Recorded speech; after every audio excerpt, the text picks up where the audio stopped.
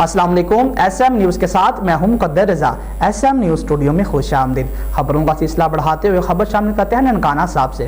وفاقی وزیرداخلہ brigadier retired پیر اجلاس احمد شاہ کی ننکانہ آمد۔ وفاقی وزیرداخلہ کی زیر صدارت بابا گورونانک یونیورسٹی کی جلد تعمیر کے حوالے سے اہم اجلاس۔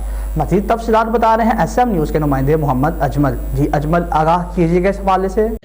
جی بالکل، ننکانہ صاحب وفاقی وزیر داخلہ برگیڈیئر ریٹائرڈ پیر اجلاس احمد شاہ کی ننکانہ آمد۔ ننکانہ صاحب وفاقی وزیر داخلہ کی زیر صدارت بابا گورونانک انٹرنیشنل یونیورسٹی کی جلد تعمیر کے حوالے سے اہم اجلاس۔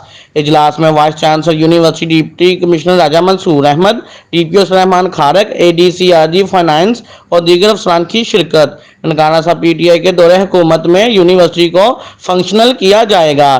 بابا گورونانک انٹرنیشنل یونیورسٹی کا تعمیراتی کام زور و شور سے جاری ہے۔ یونیورسٹی میں طلبہ کی سہولیات کے لیے پنجابی زبان اور پنجابی میوزیم بھی بنایا جائے گا۔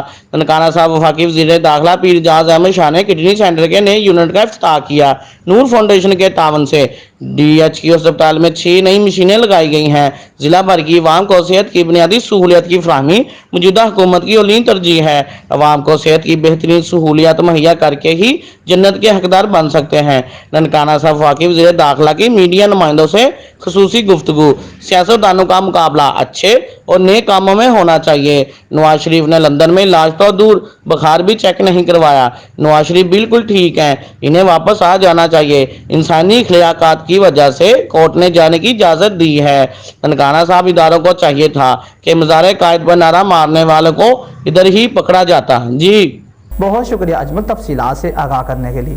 مزید خبروں کے لیے دیکھتے رہیے ایس ایم نیوز۔